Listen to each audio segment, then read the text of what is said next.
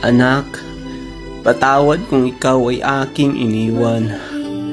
Patawad kung ang paglaki mo ay hindi ko nasusubaybayan. Patawad kung wala ako sa mahahalagang okasyon ng iyong buhay.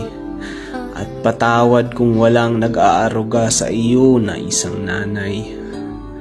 Anak, hindi madali na ikaw ay aking iwanan. Ngunit kailangan ko itong gawin upang mabigyan kita ng magandang kinabukasan. Kailangan kong magsakripisyo upang maibigay ko't matustusan ang iyong pag-aaral at ang lahat ng iyong pangangailangan. Anak, walang araw na hindi kita naiisip. Pinapangarap kong mayakap ka kahit man lang sa aking panaginip.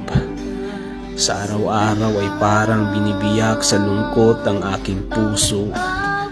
Dahil ako'y nandirito sa lugar na ang distansya'y sobrang layo. Anak, alam mo ba na may mga araw na hindi ko maiwasan ang labis na makonsensya dahil ikaw ay aking iniwanan. Ako'y nandito sa ibang bansa at nag-aalaga ng ibang bata.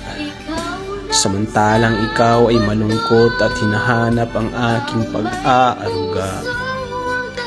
Anak, alam kong hindi mo pa ito maintindihan sa ngayon at mahirap pa para sa iyo na tanggapin ang ginawa ko na desisyon.